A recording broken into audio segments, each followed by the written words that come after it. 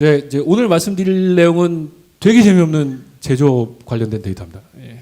제조업 데이터 아무리 봐도 재미없죠. 맨날 설비에서 나오는 데이터 뭐 어떤 경우는 초단위 나오고 어떤 회사는 어느 회사는요 5ms 데이터도 모으고 계세요. 그래가지고 단위 공정 하나에 한 달 모으면 20테라 데이터를 다 모으고 계시는 회사도 있어요. 근데 항상 걱정이시죠. 이걸 어떻게 쓸까? 일단 모으고 있는데 이걸 어떻게 쓸까 항상 고민을 하고 계십니다.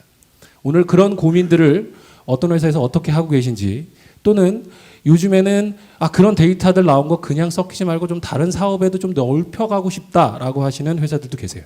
그래서 그런 사례들 좀 말씀드리고요. 그런 식으로 한번 진행을 한번 해보겠습니다. 전체적인 순서는 인트로로 제가 조금 많은 분들이 빅데이터 가지고 뭘 할 수 있냐, 그거 가지고 돈 얼마나 벌다고 그 많은 양의 데이터를 다 모으겠냐라고 말씀하시는 분들이 되게 많으세요. 그래서 처음 인트로는 그 빅데이터의 가치가 무엇인지에 대해서 그냥 간단한 에피소드 형태대로 한번 고민해보는 시간 잠깐. 인트로니까요. 좀 딱딱한 얘기 안 하고 넘어가고요. 그 다음에 이제 빅데이터, 저희가 제조업 얘기를 하니까 빅데이터를 활용해서 생산성을 어떻게 높일 것이냐라고 하는 거를 제 나름대로 생각해서 정리한 것. 그게 이제 IT 인프라와 어널리틱스 컬처가 같이 뭉쳐져야 된다는 거 하나 하고, 어널리틱스 드리븐 PI라는 컨셉에 대해서 좀 말씀드리고자 합니다. 그리고 나서 이제 빅데이터의 활용 사례로 가장 전통적으로 제조에서 했나면 딱 두 가지밖에 없습니다. 데이터 가지고 할 수 있는 거 진짜 제가 보기엔 두 가지밖에 없는 것 같아요. 품질 높이는 거랑 설비의 가동성 높이는 거. 그 두 가지에 대해서 간단히 말씀드리고요. 그 다음에 이제 요즘 트렌드는 어떤 것이냐. 요즘에 조금 다른 트렌드. 비슷하긴 한데요. 여지없이 품질하고 설비 나오는 얘기는 맞는데, 그 중에서도 조금, 좀 다른 얘기들이 조금 나오는 게들이 있습니다. 그래서 그거에 대해서 조금 말씀드리도록 하겠습니다. 질문은 중간에는 질문을 끊어주시면 제가 말씀드리려고 외워왔던 걸 까먹으니까요. 중간에는 질문 좀 삼가해 주시고요. 끝나고 말씀해 주시면 되겠습니다. 예. 실제로 우리가 빅데이터 하는데 그거 갖고 얼마나 돈이 될까요? 사실은 아무도 모르죠. 아무도 모릅니다. 그거에 대해서 좀 생각해 보는데, 뭔지 아세요? 이거 아시는 분 계신가요? 저도 이제 준비하면서 처음 봤는데요. 바이올린인데요. 그냥 바이올린이 아니에요. 이게 스트라디바우루스라고 하는 바이올린입니다. 이게 이탈리아의 안토니오 스트라디바리라는 사람이 만든 바이올린이래요. 근데요, 하나 이렇게 이름 하나 좀 잘 새겨져 있거나 서명이 좀 명확하거나 아니면 좀 상태가 좋은 거에 따라서 적게는 한 10억에서요, 많게는 한 3, 40억까지도 한답니다. 지금 남아있는 게 대략 한 500여 개 남아있는데, 실제로 연주가들이 연주하는 거는 100여 개가 채 안 된대요. 굉장히 비싼 거죠. 그런데 사진에 나온 게 이게 2010년 사진입니다. 2010년에 아마 어디서 영국에서 나온 신문인데요. 저기 사진에 있는 분이 한국인이에요. 김민진이라고 하는 굉장히 유명한 한국인 바이올리니스트입니다.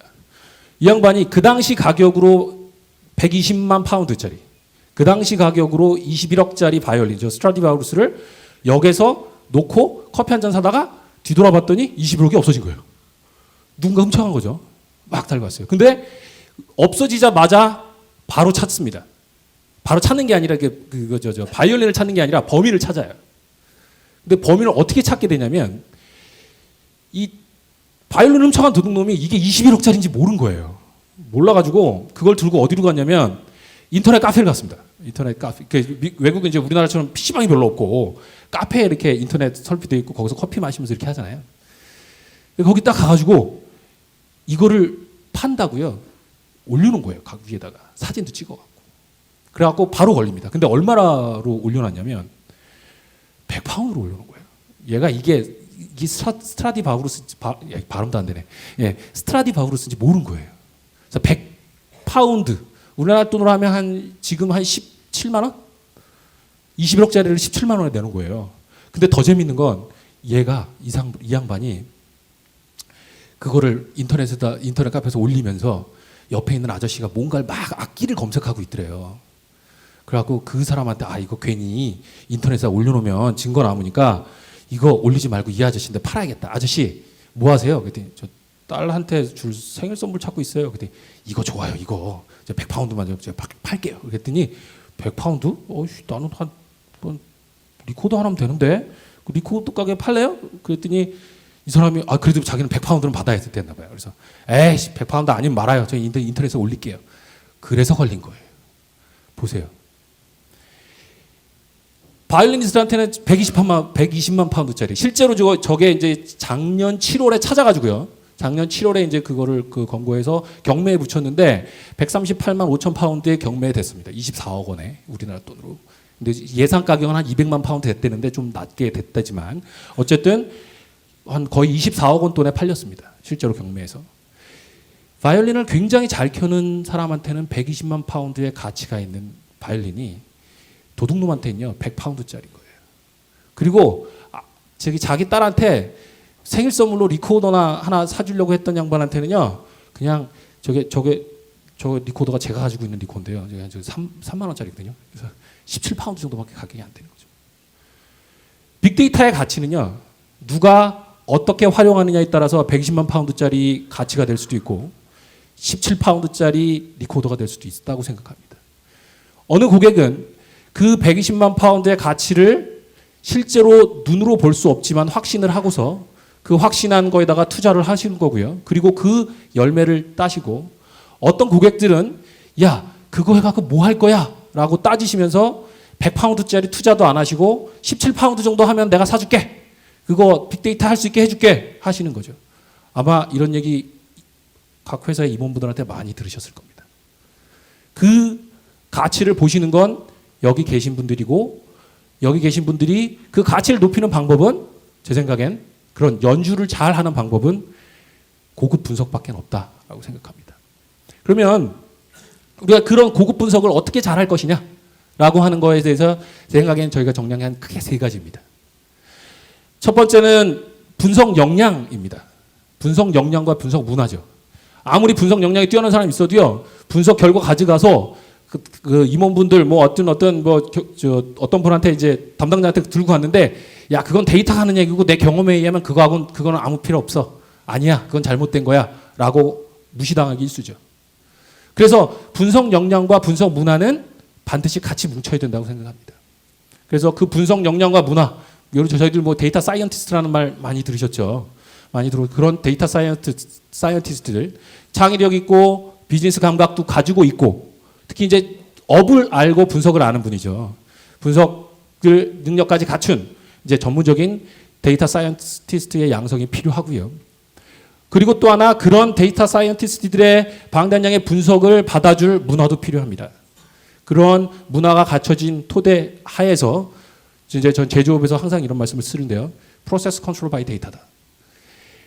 엔지니어들, 사실 저도 엔지니어 출신입니다. 한 10년간 엔지니어로서 근무했던 사람이고요.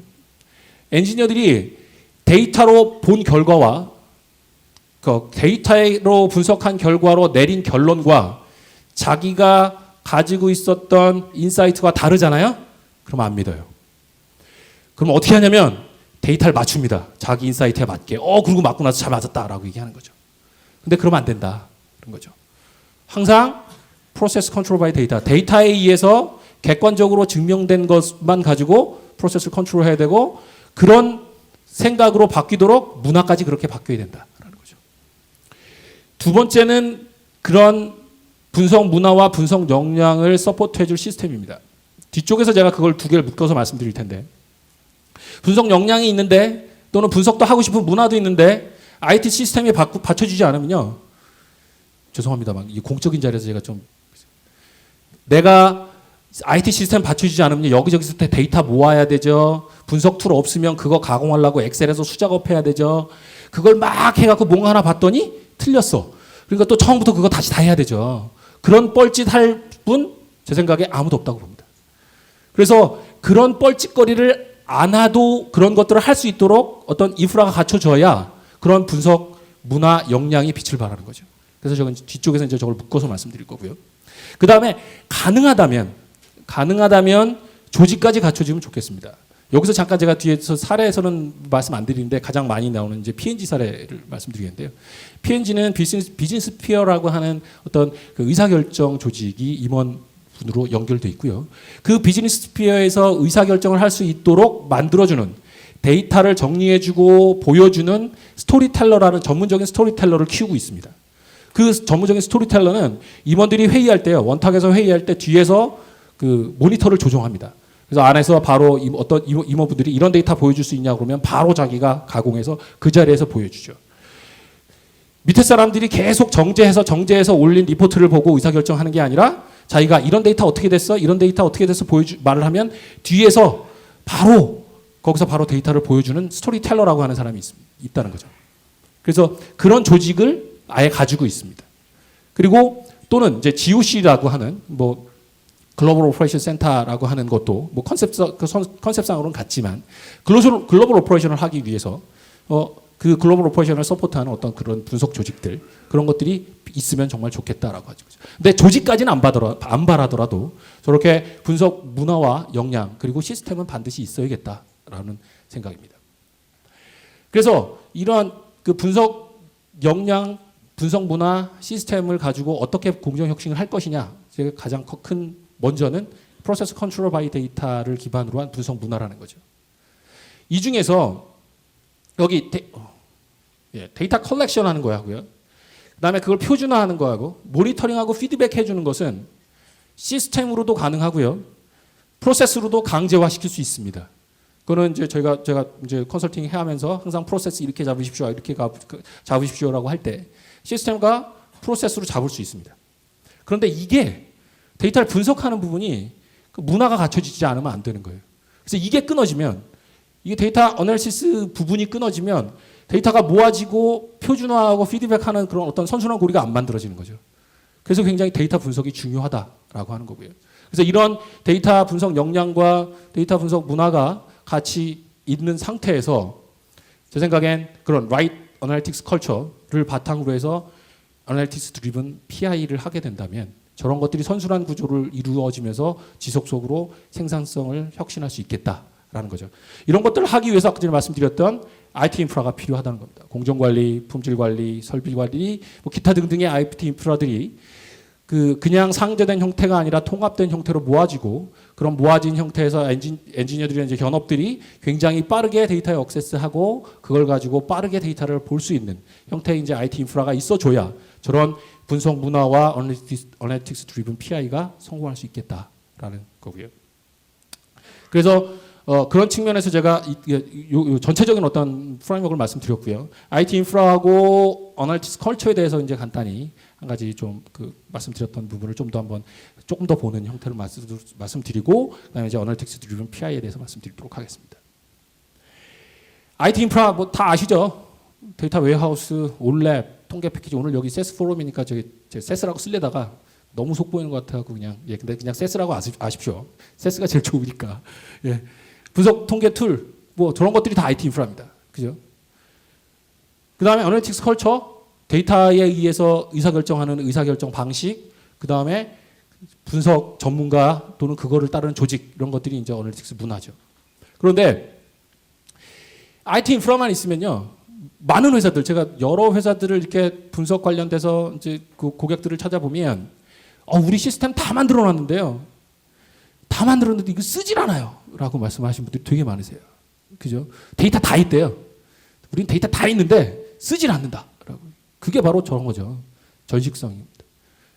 아직 그 회사의 문화가 그 데이터를 활용할 수 있을 만큼 그 데이터를 활용할 수 있는 문화도 안 돼 있고 그거를 활용할 수 있는 역량도 아직 없으신 거예요. 그렇죠? 그래서 전식성 ICT 시스템에 그칠 가능성이 크다라는 거죠. 그렇게 되면 점점 데이터에 대한 정합성은 떨어지고 관리 안 하고요. 쓰지 못하니까 점점 쓸모없는 시스템이 돼가고 결국엔 빅데이터 딴 데는 뭐 모르겠는데 우리는 필요 없는 것 같다라고 되시겠죠.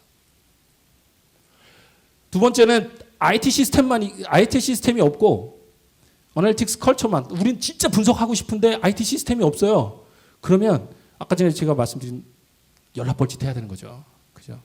열심히 해봐야 되는데 근데 그걸 할 수 있는 그걸 버틸 수 있는 분은 전 없다고 봅니다. 제가 뒤에서 이제 사례에서 좀 간단히 말씀드릴 텐데요. 그걸 할 수 있는 사람은 진짜 없다. 예, 저도 한번 해보려고 노력했다가요. 손 들고 사줄 때까지 뗐었습니다. 현업에 있을 때. 그래서 떼쓰고 얻어낸 것 같고 열심히 이제 해보긴 했는데요. 뒤쪽에서 좀 말씀드리고요. 이 두 가지가 전시성 IT 인프라와 분석 문화가 같이 합쳐져야 우리가 이제 혁신을 완성할 수 있겠다라는 거고요. 아무리 강조해도 지나치지 않기 때문에 좀 긴 시간을 거쳐서 말씀을 드렸습니다. 그래서 사실 이거는 제가 현업에 있으면서 구축했던 시스템의 형태입니다. 그냥 예로 보여드리는 건데 어차피 일반화 시킬 수 있기 때문에 분석에 대한 시스템, 데이터 웨어하우스 등등등등 뭐 그냥 대표적으로 웨어하우스를 썼지만 그다음에 분석 툴도 그냥 마이닝을 대표적으로 썼습니다. 그다음에 이제 분석 전문가 그런 것들을 시스템적으로 이제 운영하기 위한 이런 아키텍처들 아무리 공정 데이터, MES 데이터, 그다음에 품질 데이터, 설비 데이터 다 따로 있다고 해도 그것들을 다 갖다 쓰는 사람들은 얼마나 힘들겠냐고요. 얼마나 힘들고 그거를 머지시킬 수도 없습니다. 사실 일반 엔지니어들은요 그거를 머지시킬 능력도 안 돼요. 뭐 그러면 IT 하시는 분들 이런 말씀이시죠. 아 그거 간단하게 쿼리만 한번 해갖고 쪼이는 거 얼면 되는데 그거를 왜 못하냐? 진짜 어려워요. 진짜 어렵습니다. 그걸 쉽게 쓰실 수 있도록 만들어 주셔야 되는 거죠. 그래야 쓰는 거죠. 그리고 제가 이제 오늘은 좀 시간이 좀 부족해서 밑에 이제 Flexible MSPC라는 컨셉은 제가 길게는 설명 못 드리는데 이제 분석을 하다 보면 분석의 결과를 활용을 함에 있어서 제조업에서는 항상 SPC 이제 Statistical Process Control이죠.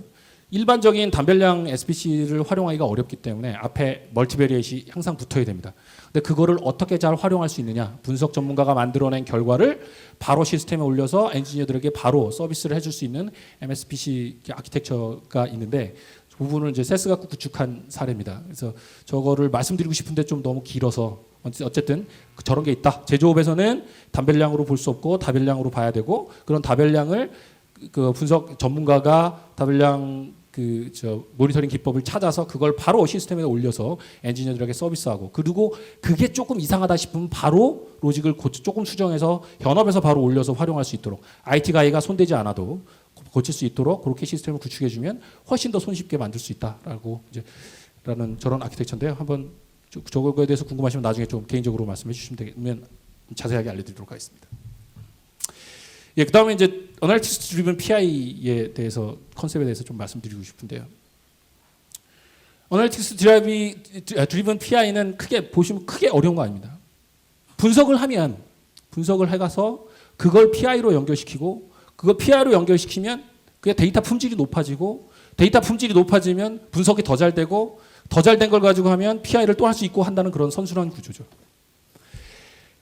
분석을 한 결과가 PI로 연결되는 것은 이런 겁니다. 우리가 공정의 혁신을 위해서는 반드시 투자가 필요한데요. 어떤 경우는 아니지만 대부분의 경우가 투자가 필요한데요. 그런 투자에 대한 타당성을 어떻게 보여낼 거냐는 거죠. 특히 이제 IT 관련된 부분에서. 그건 다른 방법 없거든요. 데이터거든요. 근데 데이터를 가지고 그거의 효용성을 보이는 방법은 분석밖에 없다는 거죠. 분석 결과로 이런 결과가 나왔으니까 이러하게 활용된다면 우리한테 굉장히 큰 도움이 될 것입니다 라고 하는 근거를 보여줄 수 있는 방법이 그래서 그걸 PI로 연결시킬 수 있는 유일한 방법이 데이터 분석이라는 거죠. 그래서 데이터 분석 결과 좋은 데이터 분석 결과를 가지고 PI를 이끌어내고요. 당연히 PI를 이끌어낸 걸 내서 프로세스가 바뀌면 거기에로부터 프로세스에 대한 가시성이 높아집니다. 그죠? 그리고 어떤 경우는 데이터 수집이 자동화되거나 뭐 정대된 데이터를 더 많이 넘어올 수 있도록 되죠. 그러고 나면 당연히 데이터 품질이 향상이 돼서 분석적으로 더 좋은 데이터를 대량의 데이터를 더 정밀한 데이터를 넘겨줄 수 있게 되고 이런 것들이 선순환 구조를 가지면서 우리 공정이 계속 혁신 단계를 밟아나가는 한 단계 한 단계 넘어갈 수 있는 거죠. 그래서 이제 제가 이거는 굉장히 오래 써먹은 사례긴 하지만 그 프로세스 어널리틱스 드리븐 PI에 대해서 제가 가장 이제 쉽게 설명할 수 있는 사례라서 좀 말씀드리는데요.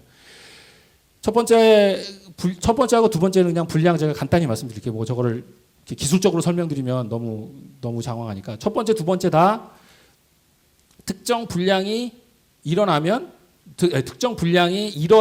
거를 3일에서 5일 정도 전에 예측하는 품질 모델입니다.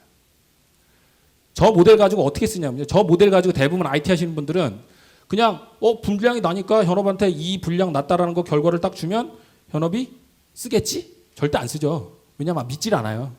그죠? 왜냐면 그거 났다고 했는데 그건 네가 났다고 한 거지 내가 보기엔 안 날 것 같은데? 그러고 말자는 거죠.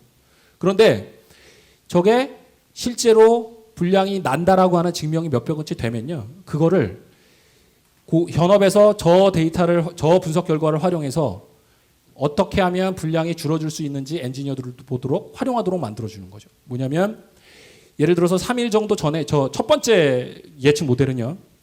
특정 그 분량이 발생하는 메커니즘도 현업에서 알고 있고요.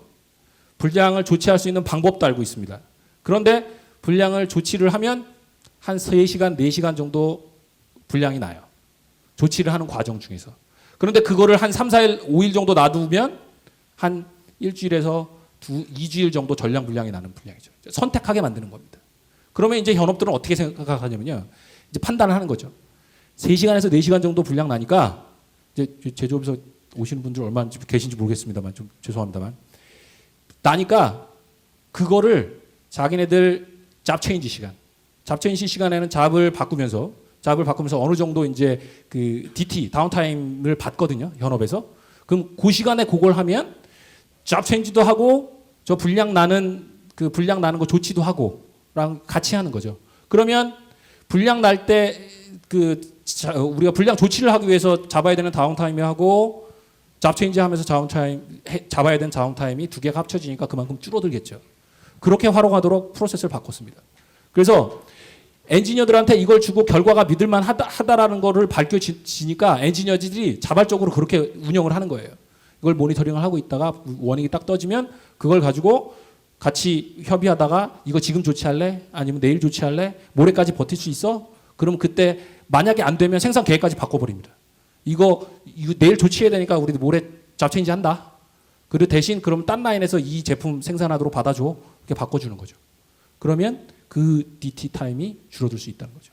밑에 거는 비슷한 건데 조금 다른 겁니다. 앞 공정하고 뒷 공정하고 품질에 대한 약간 이게 트레이드 오프가 있어요.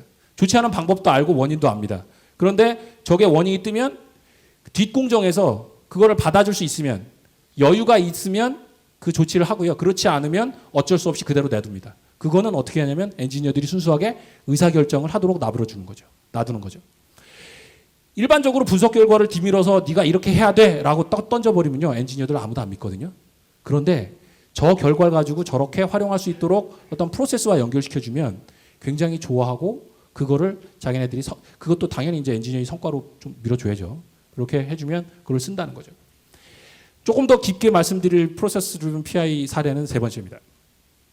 제가 아까 전에 그 뻘짓했다는 거 말씀드릴 텐데요. 이 그래프가 뭐냐면요. X축은 원료에 대한 란 넘버입니다. 원료에 대한 란 넘버고 Y축은 분량률입니다. 분량률을 그러니까 원료가 투입됐을 때 원료 랏이 굉장히 크기 때문에 그 커다란 원료 랏이 들어가서 제품을 생산할 동안의 분량률입니다. 그러니까 여러 개 포인트가 있으니까 박스 플롯으로 나오겠죠. 그래서 박스 플롯을 트렌드로 그린 겁니다. 두 개의 원료는 동일한 원료입니다. 그런데 제조사가 달라요. 그리고 동일한 기간에 동일한 여러 개의 라인에 들어간 것만 데이터를 뽑았습니다. 그런데 보니까 이걸 데이터를 트렌드를 보니까 특정 원료가 평균을 보시면 이 원료가요. 중간에 이렇게 평균적으로 굉장히 분량이 높게 일어나죠. 근데 그 옆에 있는 원료는 그런 트렌드가 없습니다. 동일 기간에 동일한 라인에서 이렇게 얼터너티브하게 들어간 분량인데 들어간 원료인데 그래서 저희는 저 원료가 이상하다라고 판단을 했고요. 그 결과로 저기서는 저 원료가 무슨 문제가 있는지 기술적으로 파악을 했고 어떤 문제가 있다라고 예상되는 문제를 제거하고 나니까 분량률이 굉장히 많이 줄었습니다. 그 굉장히는 거의 한 5분의 1 정도로 줄었고요. 분량이. 그래서 저 결과를 내기 위해서 데이터로 한 달 반 동안 수작업했습니다. 한 달 반 동안. 툴도 있었는데. 제가 이제 툴도 있었는데 데이터 반 동안 한 달 반을 수작업을 했는데 보니까 데이터가 엉망인 거예요. 원료 투입 데이터가 자동으로 투입되고 있었는데 제가 분석해 봤을 때 전체 데이터에서 특정 기간에 원료 투입 데이터가 58.8%가 이상한 데이터로 들어갔습니다. 예를 들면 투입된 날짜는 맞는데 다 00시 00분 00초에 들어간 걸로 나온다거나 또는 원료 랏 코드가 바뀌어서 들어가 있다거나 그 원료 랏에 들어가 있는 바코드하고 실제 여기서 읽는 바코드가 틀리다거나 하는 형태가 나타났던 거죠. 그래서 저 결과를 보고서 저 결과를 보고서 이렇게 지속적으로 모니터링을 해야겠다라는 판단이 들어서 1년 2개월을 거쳐서 원료 투입 프로세스를 다 바꿨습니다. 돈도 한 20억 가까이 들었고요. 그래서 원료 생산하는 공정, 고객 이제 우리 벤더죠. 벤더가 생산하는 공정에서 출고해서 입고 들어오는 하는 프로세스부터 기존에는 이제 COA라고 하는 그 성적서를 원료를 가지고 오는 운전사 아저씨가 들고 와서 성적서 여기 있습니다. 확인했죠? 입고해 주세요라고 했는데 그걸 그렇게 되면 그 원료가 언제 들어오는지 정확하게 시스템적으로 인식하기가 어려워서 그거를 하루 전에 COA를 주지 않으면 입고 없다. 한 두세 번 바꿔 놓으니까 다 하더라고요. 그래서 그렇게 바꿨고요. 그 다음에 굉장히 벌크한 원료들을 하나로 담아 놓는 이제 사일로라고 하는 이제 원료 저장고가 있는데 거기에 원료 들어가는 시점에 무게 달고 나가는 원료 투입이 끝난 다음에 무게를 달아서 그 무게가 얼마만큼 채워졌고 그거를 뺄 때마다 무게 변화가 얼마인지 계속 PLC에서 그거를 트래킹하도록 이제 시스템을 바꿔서 원료가 지금 투입된 원료가 언제 들어갔는지를 계속 추적하게 만들었습니다. 그래서 아까 전에 보여드렸던 그런 그래프를 자동으로 그릴 수 있도록 만들었죠. 아마 원료 투입하는데 한 20억 정도 원료 투입 프로세스를 바꾸고 데이터 바꾸는데 20억 정도 투자해야 된다라고 하면 아마 미쳤다고 얘기를 했겠죠. 하지만 저런 분석 결과를 보고서 이런 걸 지속적으로 보지 않으면 우리가 앞으로 있을 급작스러운 업셋을 못 막는다. 분량이 급격하게 늘어나는 걸 막을 수가 없다. 그래서 이런 걸 해야 된다라고 하는 데이터 분석 결과를 가지고 저런 PI를 이끌어내는 거죠. 예, 여기까지 제가 앞에서 이제 강하게 말씀드렸던 IT 인프라와 어널리틱스 컬처, 그 다음에 이제 어널리틱스 드리븐 PI에 대해서 좀 말씀드렸고요. 그 다음에는 이제 좀 심플하게 사례 하나씩 포인트 사례로 말씀드리고 이제 전체적으로 오늘 발표를 마치도록 하겠습니다. 첫 번째 사례는 너무나 유명한 사례입니다. 제조업의 그 Predictive Asset Maintenance 쪽에서는 굉장히 유명한 사례입니다. 이거는 뭐 회사 이름 밝혀도 되는 거니까 이제 그 외국의 이제 코노코필립스라고 하는 이제 원유를 시추하는 회사의 사례고요. 이거는 이벤트 밑에 부분에서 이제 이벤트 기반의 그 설비 예지 보전 모델입니다. 그래서 어떤 특정 파라미터가 뭐 예를 들어 95%일 비율보다 높게 일어나면 이벤트를 주고 또는 90% 퍼센타일이 넘어가면 또 어떤 이벤트 값을 주고 해서 그런 이벤트들을 어소시에이션 룰을 가지고 이런 것들이 연차적으로 일어나면 이런 분량 이렇게 설비가 다운되더라라고 하는 룰을 발견해서 그 룰 베이스로 이게 설비가 고장이 날 것이다 앞으로 고장이 날 것이다라고 하는 걸 예측하는 기법으로 만든 거고요. 사실은 요거는 이제 분석적인 부분뿐만 아니라 이제 이 코노코필립스의 굉장히 그 뛰어난 점은 이거를 가지고 이제 모니터링을 합니다. 이상 확인을 하죠. 근데 이상 확인을 하면 보시면 그 이벤트 기반의 분석이기 때문에 과거의 데이터를 미리 싹 분석을 해놓으면 같은 룰 가지고 분석해 보면 지금 우리가 찾아낸 그런 고장이 일어날 것이라고 예측한 결과와 동일한 분석 결과가 과거에도 있었겠죠. 그게 없었으면 예측을 못했을 거 아니에요. 그죠? 분석이야 항상 과거 히스토리 기반으로 분석하는 거니까 그거를 찾아서 과거에 지금과 비슷한 그 고장이 날 거라고 예측했었던 그런 동일 패턴이 과거에 몇 차례 있었다라고 유사 사례를 검색을 자동으로 해주고요. 그 유사 사례를 검색해서 들어가면 그때 어떤 사람이 어떻게 조치를 했는지 그 결과들을 보여주고 컨택 포인트까지 알려주고 그 당시에 어떤 식으로 조치를 했는지 KMS와 연결해서 데이터 그 당시 조치한 이력들을 엔지니어들한테 제공하는 거죠. 제 생각에는 KMS와 분석 결과가 완벽하게 이제 콜라보레이션 된 형태가 아닌가 생각이 듭니다. 두 번째는 이제 제가 직접 분석한 건데 이제 이거는 사실은 마이크로 데이터의 전형입니다. 마이크로 데이터에. 이 회사는 이제 그 뭡니까 롤 가지고 철판을 늘려서 이제 제품을 만드는 공정인데 기존에 여기서는 그 보니까 이제 롤이 언제 교체돼야 될 시기인지를 정확하게 이제 알고 싶어 했습니다. 그 롤을. 근데 그런 거를 롤이 교체되는 시기를 알려면 이제 슬립이라고 하는 현상을 좀 찾아야 됐어요. 슬립이 뭐냐면 강판하고 롤하고 이제 마모를 일으키는 속도가 같이 맞지 않아서 롤이 좀 빨리 돌아가거나 좀 늦게 돌아가면 강판하고 롤하고 이제 마찰이 일어나니까 거기서 이제 마모가 일어나고 그게 어느 정도 일어나면 이제 강판 위에 스크래치를 내니까요. 그거를 이제 슬립이라는 현상을 좀 보고 싶어 했는데 기존에 똑같은 분석을 했습니다. 똑같은 분석을 했는데 안 보였어요. 왜냐하면 그 분석 좀 하신 분들이라면 굉장히 간단하게 롤 스피드하고 강판이 들어가는 스피드에 대한 코릴레이션 코에피션트만 봐도 그게 틀어진 걸 볼 수 있지 않겠냐라고 간단하게 생각하실 수 있지만 두 가지 크게 문제가 있었는데 하나는 그냥 초기에는요. 현업들은 초단위 데이터를 봤어요. 초단위도 굉장히 디테일한 데이터죠. 그런데 롤이 지나가는 속도가 너무 빠른 거예요. 그래서 초단위로 보면요. 코릴레이션 코에피션트가 다 99.99 그냥 나와요. 너무 많아가지고 너무 데이터들이 이렇게 빠르게 움직이니까. 그래서 저희는 50ms 데이터로 봤습니다. 또 하나는 이게 롤을 계속 속도를 감았다 줄었다 하는데 그 속도에 의해서 이제 굉장히 낮은 속도와 높은 속도가 두 개가 같이 데이터가 있으면 이제 끌림 현상 때문에 코릴레이션 코에피션트가 굉장히 높게 나타나는데 그걸 제외하고 보니까 이런 형태로 보였습니다. 예를 들어서 그 롤이 1, 2, 3, 4번이 같은 컨트롤러에서 같이 움직이는 놈이기 때문에 어긋나도 같이 어긋나고 떨어지도 좋아도 같이 좋아야 되는데 보시면 제가 이제 빨간색으로 표시된 파란색으로 색깔로 표시한 데 보면은 다른 롤하고 트렌드가 다르죠.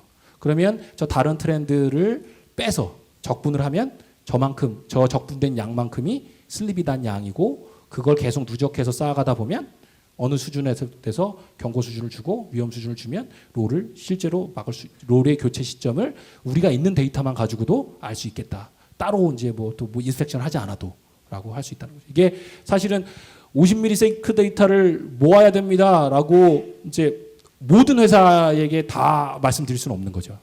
그런데 이 경우에 특정 현상을 보려면 저만큼 정도의 디테일한 데이터는 봐야 된다라고 말씀드릴 수 있고요.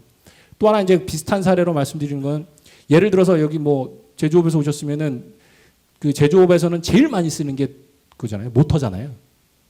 모든 구동계는 다 모터로 돌아가니까. 근데 모터에 가장 많이 쓰이는 게 삼상 유도 전동기라고 하는 겁니다. 근데 그 데이터를 가지고 분석한다고 그러면서요. 초단위 데이터로 충분하대요. 삼상 유도 전동기는 60Hz짜리의 삼상이거든요. 180Hz거든요. 그거 놔두면 대략 한 5ms 데이터는 대략 있으셔야 돼요.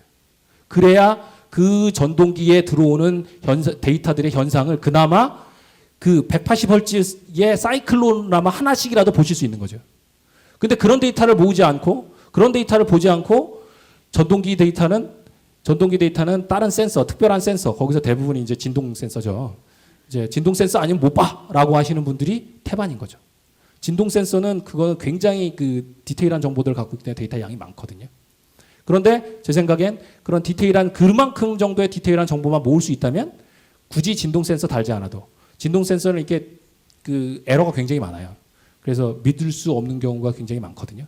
그래서 그렇지 않아도 거기에 들어가는 전류값, 전압값만 잘 모아도 우리가 모터에 대해서 진단도 할 수 있겠다라고 이제 사례로 말씀드릴 수가 있겠습니다.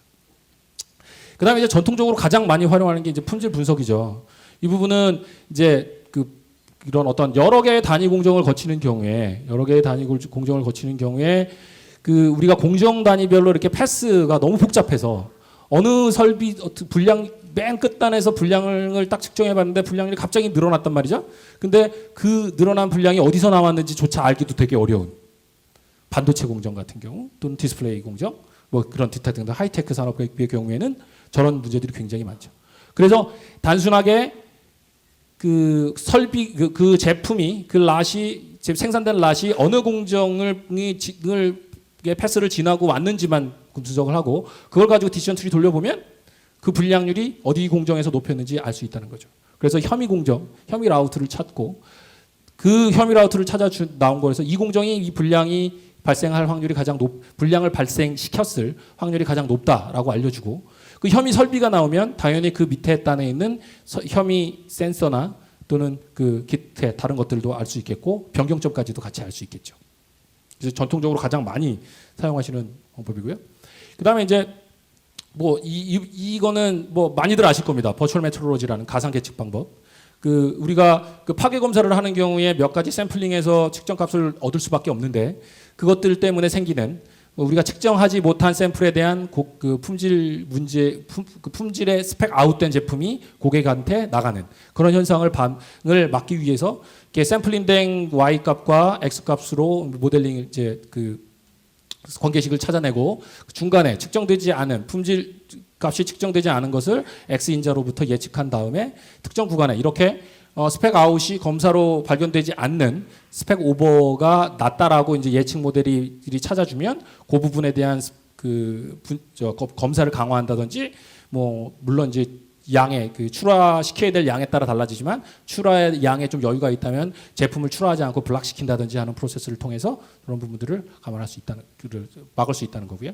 그런 거를 하기 위해서 이제 품질 예측 모델 방법론이라는 거를 이제 말씀을 드려보면 뭐 분석 방법론하고 크게 다르지 않습니다만 한 가지 부분이 이제 예측 목표를 설정하는 부분이 좀 다릅니다. 어떤 경우는 엔지니어 견업들 분들하고 얘기를 하다 보면 예측 Y에 대해서 정확하게 이해를 못 하시고 저런 부분을 예측하시는 분들도 상당히 계세요. 그래서 이거 갖고 예측하시면 됩니다라고 하셔서 들어가 봤는데 그거 Y가 전혀 아닌 경우들이 저희들이 분석하다 보면 많은 경우를 찾습니다. 그래서 그 품질 예측의 모델의 경우에는 요 목표 설정, 예측 목표 설정이라고 하는 한 단계를 더 넣어서 일반적인 분석 방법론에다가 저걸 하나 더 넣어서 봐야 된다라고 이제 저희들이 이제 그 예측 모델 개발 방법론이라고 말씀드릴 수 있겠고요. 지금부터는 이제 뉴 트렌드에 대해서 전체적으로 데이터 제조업에서 데이터를 가지고 뭘 하고 있는지에 대해서 간단하게 포인트만 말씀드리고 가겠습니다. 제가 생각하기에 가장 큰 뉴 트렌드는 그 메인터넌스 서비스인 것 같습니다. by OEM. OEM은 이제 오리지널 이퀴먼트 매니팩처러입니다. 원래 설비를 만든 회사에서 메인터넌스 서비스를 하겠다라고 하는 거죠. 대표적인 사례가 이 보잉사 사례인데요. 보잉사는 비행기 만드는 회사죠. 그래서 비행기를 만들어서 항공사에다 납품을 합니다.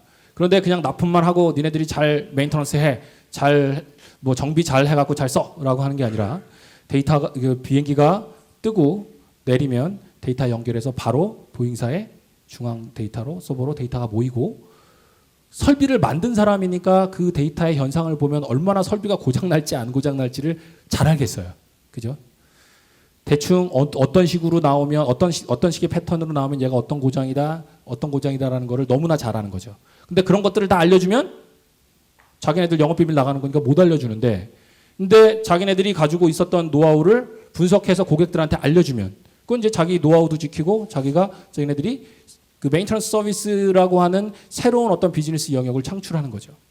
그런 식으로 해서 비행기가 내리기만 하면 바로 그 비행기가 어떤 식으로 운행을 했고 엔진 상태는 어떻고 연료 투입될 때 그런 상태는 어떻고 하는 것들이 다 이제 보잉사 중앙 서버로 데이터가 모아지고 있고요. 그걸 활용해서 이런 식으로 얘기를 하고 있습니다. 예를 들면 부품이 필요한 경우에 이제 미리 전화하는 거죠.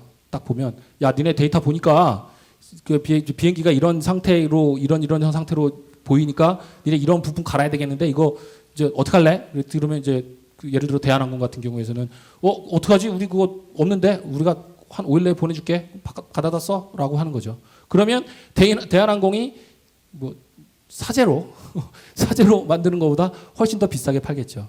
자기네들이 만드는 제품의 부품까지 같이 서비스에서 이제 어떤 사업 모델로 만드는 이런 경우가 가장 큰 트렌드인 것 같습니다. 국내에도 이제 저런 시도를 하는 회사들이 계속 생기고 있고요. 그다음에 이제 ASML이라고 여기도 이제 반도체 장비를 만드는 회사입니다. 반도체 장비를 만드는 회사인데 여기서도 마찬가지로 자기네들이 납품한 설비에 대해서 고객과 협의하에 데이터를 받고요. 그걸 가지고 분석을 해서 그 설비에 대해서 이런 부분에 소모품이 이렇게 필요합니다. 이런 부분에 이런 고장이 있으니까 이렇게 조치하세요라고 하는 메인터넌스 서비스를 해주고 있고요. 두 번째 트렌드는 제가 보기엔 이제 어널리틱스와 텔레메틱스가 합쳐지는 거죠. 엑센처가 가장 강하게 밀고 있는 분야 중에 하나입니다. 모빌러티와 어널리틱스의 합인 거죠. 그래서 특정 어떤 회사는 이제 큰 장비를 만드는 회사인데요. 거기에다가 이제 모바일 장비를 달아서 GPS로 위치 추적도 하고요. 거기에서 올라오는 그 장비의 엔진 상태, 뭐 연료 주입 상태 그런 것들을 다 위성으로 해서 중앙으로 모이게 만듭니다. 그러면 생각해보세요. 이제 광산 같은 데는 사람들이 일하다가 그냥 설비 세워놓고 그냥 가거든요. 어디에 뭐가 있는지도 잘 몰라서 그런 효율적인 부분이 굉장히 문제가 되는데, 그런 간단한 우리들이 잘 알고 있는 GPS 장비를 이용한 위치 추적, 또 간단한 데이터 그 설비 상태에 대한 데이터 모니터링을 통해서 굉장히 효율적으로 그 장비를 운영할 수 있게 되는 거죠. 이런 서비스를 예를 들어서 광산 채굴 회사라면 광산 채굴 회사가 고민하는 게 아니라 이거를 만드는 회사에서, 그런 중장비를 만드는 회사에서 아예 만들 때 같이 달아서 제공하는 거죠. 그렇게 되면 그 서비스를 해줌으로 인해서 아까 전에 말씀드렸던 그 메인터넌스 서비스 바이 OEM 같은 서비스를 그 회사가 할 수 있는 어떤 찬스를 가지게 되는 거죠. 마지막으로 보여드릴 사례인데요. 이게 굉장히 좀 특이해서 제가 한번 좀 말씀드리고 싶은 건데, 안전관리를 빅데이터 가지고 하는 사례입니다. 안전관리를 빅데이터, 알코아라고 하는 세계에서 가장 큰 이제 알루미늄 생산 회사인데요. 여기는 그동안 그 공장단에서 이제 그 운영하면서 사고가 너무 많아서 이 업계에서는 사고에 대한 예방 관리가 가장 중요한 테마라고 합니다. 그런데 기존에 원칙 세우고 가이드 세우고 뭐 표준 만들고 그다음에 뭐 자가 진단하고 사고 관리하고 그런 것들을 계속 해봤는데 잘 안 되더라. 그런데 가장 중요한 사람에 대한 분석을 해봤더니, 개별 사람에 대한 분석을 해봤더니 전체적으로 안전 효과가 굉장히 높게 나타나더라. 예를 들면 뭐 3.2배라고 그랬는데 저 3.2배를 어떻게 정량화했는지는 모르겠지만, 보시면 그 재해 손실률이라는 거를 이제 업계에서는 표준 어떤 그 지표로 사용한다고 하는데, 이 회사는 동종 업계에 비해서 14분의 1 정도밖에 그런 그 재해 손실률이 발생하지 않고 있다라고 하는 거죠. 그래서 간단하게 그 알코아사에서 진행하고 있었던 분석은 이런 식으로 진행한답니다. 사람 개별에 대해서 휴먼 어널리시스를 해요. 이 사람이 어떤 교육 이력을 갖고 있고, 나이는 얼마고, 경력은 얼마고, 어디서 어떤 작업을 실제로 했었고 라고 하는 것들을 데이터를 분석하는데, 어느 시점에 하냐면 저희가 이제 워크오더, 작업 지시라고 하는 게 딱 내려갈 때, 전날 이제 작업 지시가 작성됐던데 작업 지시가 내려갈 때 그 분석들을 한꺼번에 쭉 하는 거죠. 그러고 나서 환경에 대해서, 그 사람들이 작업해야 될 개개인의 작업 환경에 대해서 분석을 하면 거기에 대해서 개개인별로 위험도가 산출이 된답니다. 그래서 어떤 사람은 이 작업은 굉장히 그 숙련도가 필요한 사람이다. 근데 이 사람은 그 정도의 숙련도를 갖지 못했다라고 하면 어떤 워닝을 주는 거죠. 그래서 그래서 그런 결과를 가지고 안전 정보를 제공하는 겁니다. 이 사람이 더 그런 숙련도가 필요하다고 하면 작업 시기 전에 안전 교육을 더 시키고, 그렇게 이제 개별별로 그 어떤 스페셜한 그 교육 프로그램도 운영을 하는 거죠. 예를 들면 여기에서는 영하 8도 시에 뉴욕의 야적장에서 작업하고 있는 야근조의 경력 3년차 52세 남자가 알루미늄을 6시간 연속해서 상차할 경우에 위험 요소와 예방할 수 있는 지침들은 이런 것들이다라고 해서 근로자에게 제공하는 형태대로 운영을 하고 있다고 합니다. 예, 제가 오늘 사례를 조금 빨리 마쳤는데요. 제가 말씀드리고자 하는 건 여기까지고요. 마지막으로 한 가지 드리고 싶은 것은 이제 이런 사례들을 면면히 보시면 아까 전에 말씀드렸던 데이터 인프라, IT 인프라, 그다음에 어널리틱 컬처, 그다음에 그걸 통해서 프로세스를 혁신하는 어떤 것들 중에 제 생각에 그 중간에는 여기 계신 분들이 또는 여기 계시지 않은 다른 분들의 그 데이터에 대한 열정이 더해진다면 방금 같은 성공 사례들 우리나라에서도 충분히 계속 만들어 나갈 수 있다고 보고요.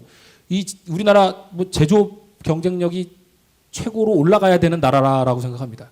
그래서 이런 어널리틱스를 통해서 또 그런 열정을 통해서 그 빅데이터를 활용해서 많은 어떤 성과를 얻으신다면 우리나라 전체의 발전이 있을 거라고 생각합니다. 오늘 발표 여기까지 마치겠습니다. 감사합니다.